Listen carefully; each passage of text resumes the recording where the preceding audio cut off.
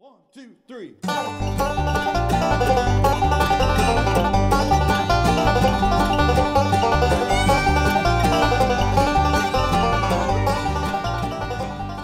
Welcome to Oregon Quilting, and we have a special program today, and I'm going to be dedicating it to my brother, James Lewis Hampton, who was born August 22nd, 1944, and he passed away June 28th of this year.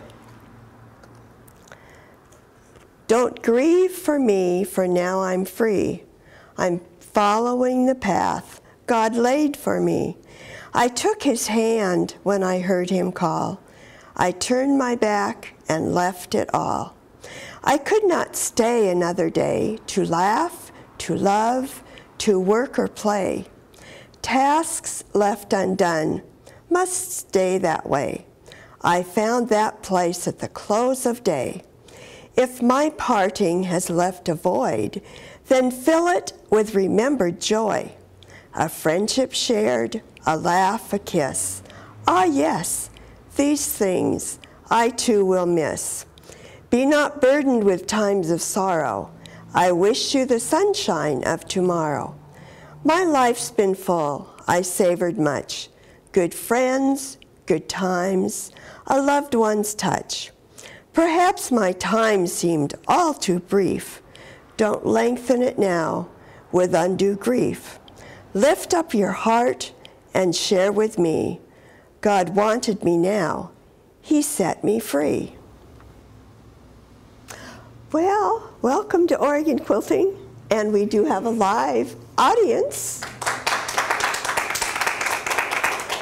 And part of our wonderful quilters are off. You know, they just took a road trip. But we do always have some things to show you. And we quilters get together, and of course it's the hottest time of the year. We're supposed to have at least 10 days of close to 100 degrees. But that's the best time to quilt. We want to make sure we stay warm. We're going to talk a little bit today. I've got stripping. We're going to strip with jelly rolls. So we've got, these are from Freshwater, and we've got the Java Batiks, the Brights, and then this one is Kimberly's Garden. So I'll show you something in a little while that we made with that. And I pulled out some of the strips. So they come 2.5-inch strips, and you can do all kinds of fun things with them. So we'll be talking about that a little later. So we're going to have, Lynette brought some things to share today. So Lynette is going to share.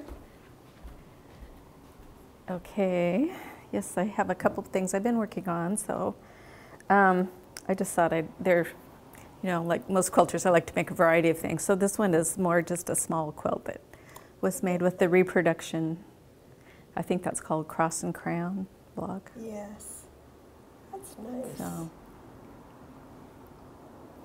but the other well, this is 2 quilts that were made with the same pattern but really different fabrics. So I got them back at the same time from the Long Arm Quilter, and I thought it just really was interesting how different they turned out. This is called Be My Honey fabric, and it was just like stacking up strips of fabric, cutting them, and then rearranging them in order. So it's very loose how you cut them, however you want, and just a modern quilt look. If you can see the quilting.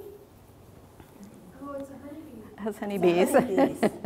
So across, yeah, because it's kind of a plain expanse of fabric, and so she put the bees on it, and it's got honeybees on the back. The fabric on the back is bees. I think it's Mary Jane's Farm, Be My Honey. Fun? That's really fun. And this is, do I have this the right direction? Yeah. It's called Peppy Love, and it's, you know, the same pattern with just some bright strips, and then the fabric here. And then I found some puppy paw flannel, since it's for a child. You can maybe see, the quilting is hard to see.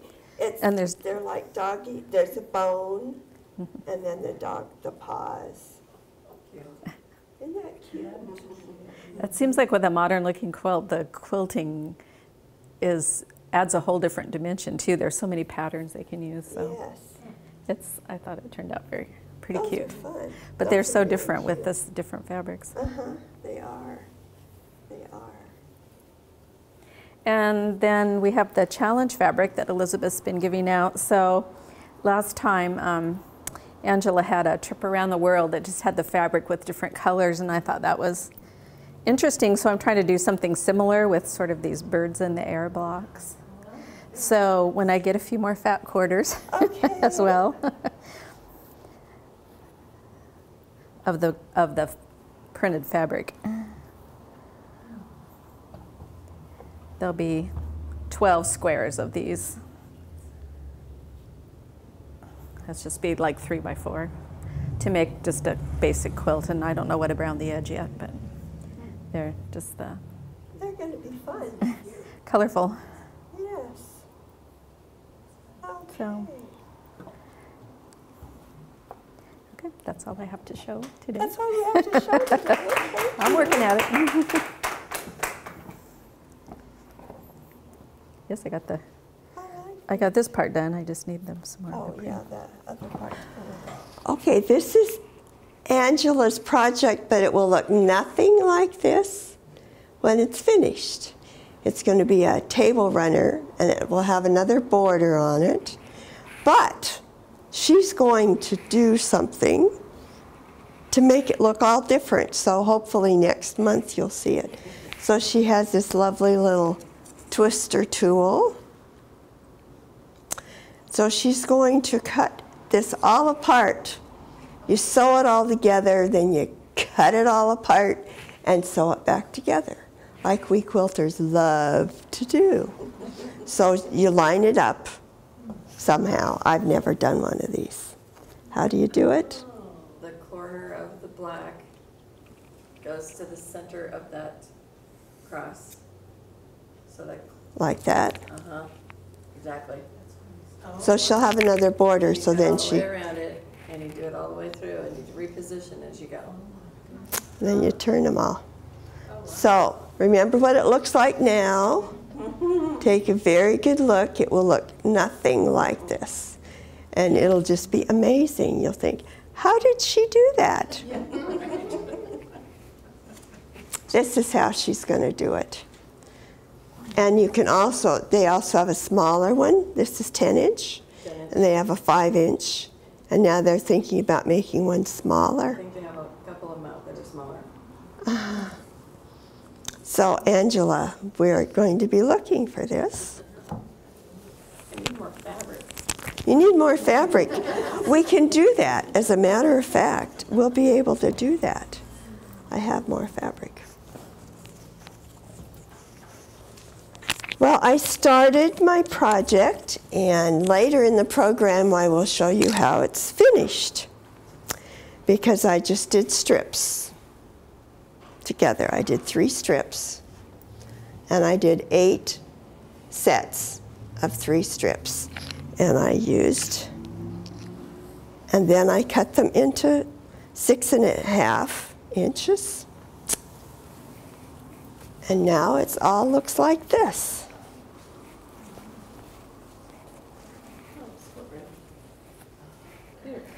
So string piecing, you just keep going, you know, when you're sewing. You fold them over and sew them together. So what I will be doing now is doing it this way, because before you do it,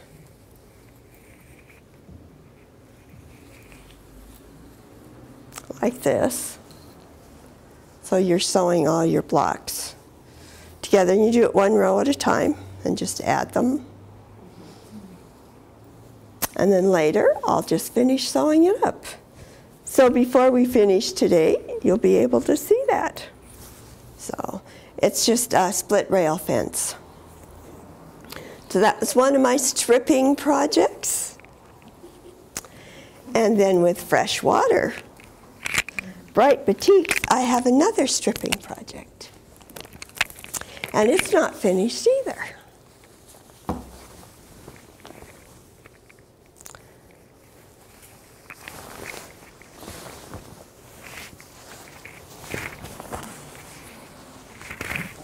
So this, you just start, and there's an easy way to start doing it.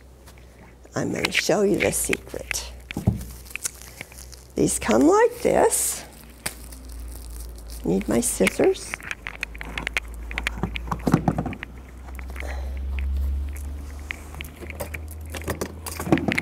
To cut the package open.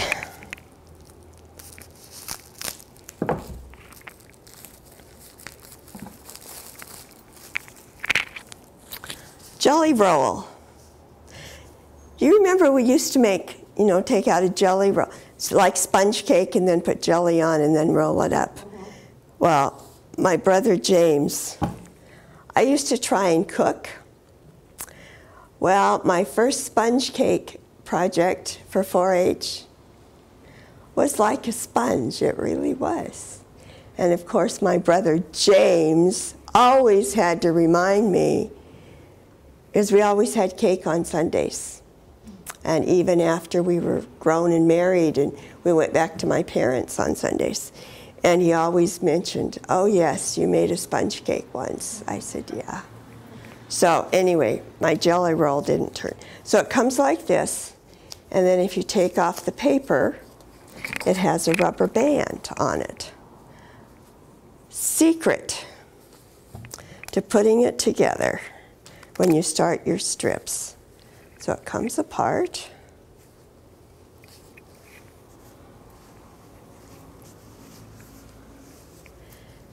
And then I put the rubber band back on to hold them together.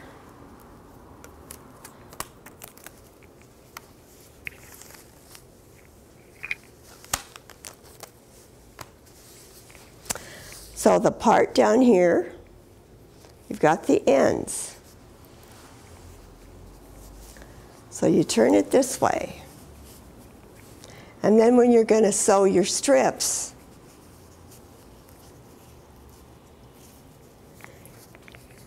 you just sew them. Because they come out right sides. And then you do the next two. And you do the next two. And you just keep going. And it's really fast. It takes about maybe 5-10 minutes, depending how fast you want to go. So that works really easy. Then you've got this humongous long strip. So you take it and you fold it in half and you sew it together. And then you take it and you fold it in half and sew it together again. And then you do it again.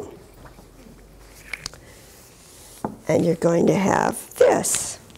Now what I'm going to do is I will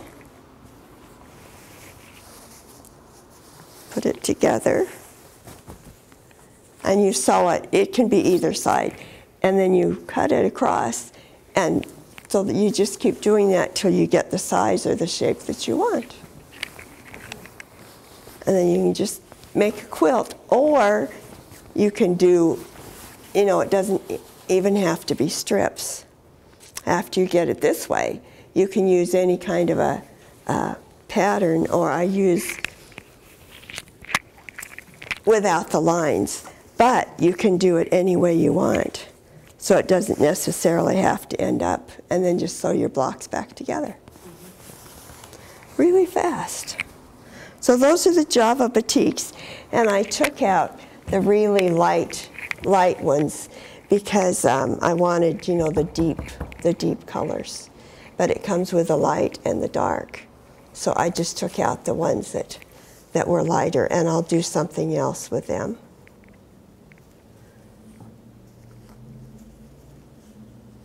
But they're really, they are in your local quilt shop, so you can get them. And they have a lot of different fabrics, more than just, and for fall, they've got the winter colors, and they've got like the browns and the golds. So it's just jelly roll, that's what they call them. Already cut, so you don't have to cut your 2.5-inch strips.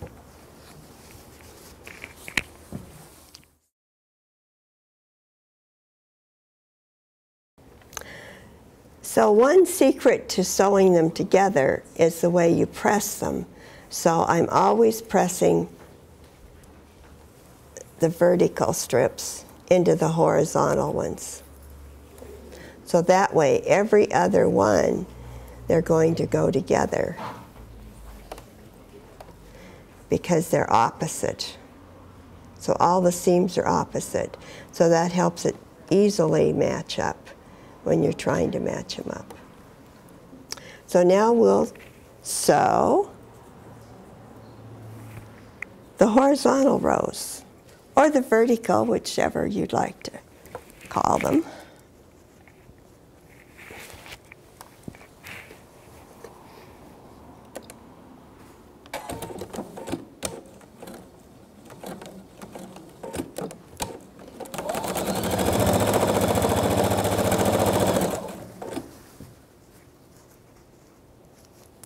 And I'm not pinning, I'm just matching the seams up as I go.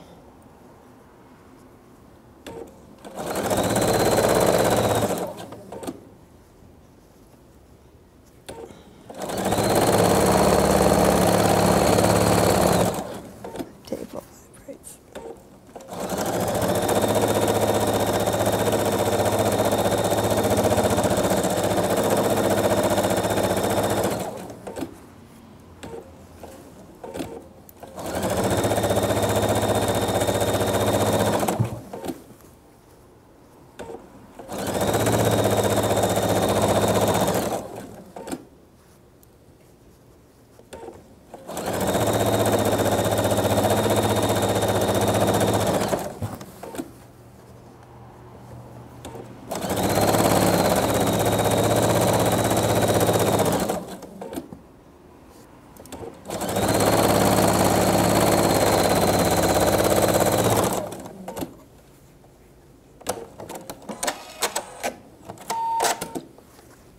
Okay.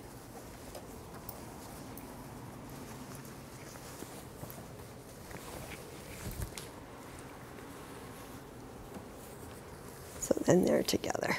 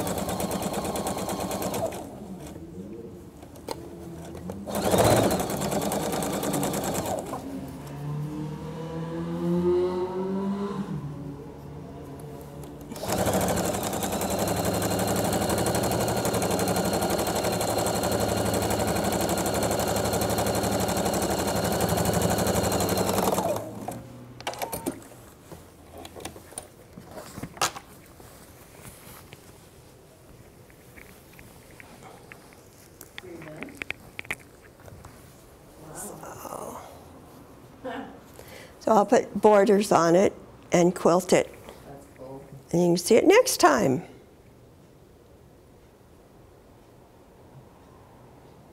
Okay.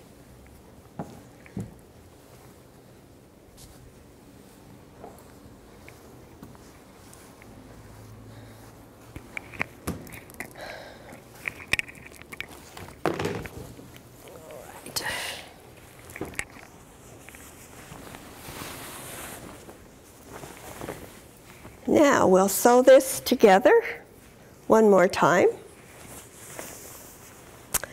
and then cut it apart. Well, let's see.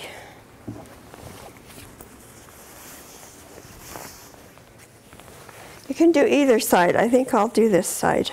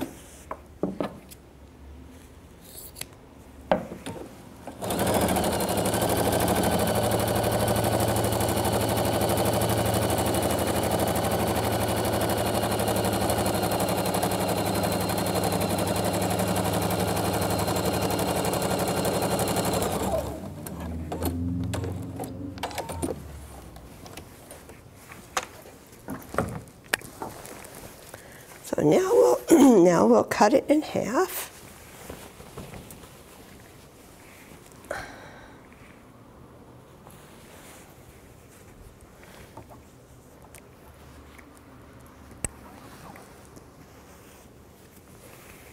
Even.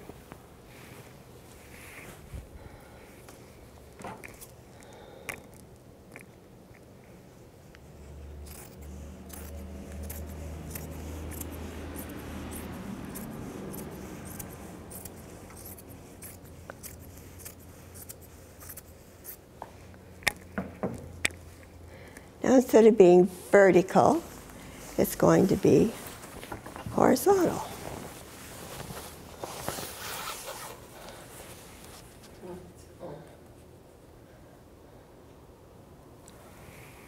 So it's just strips. And I'm not sure if I will leave it like this or if I'll cut it up into pieces. But I'll show it to you next month. So be sure and join us again on Oregon Quilting.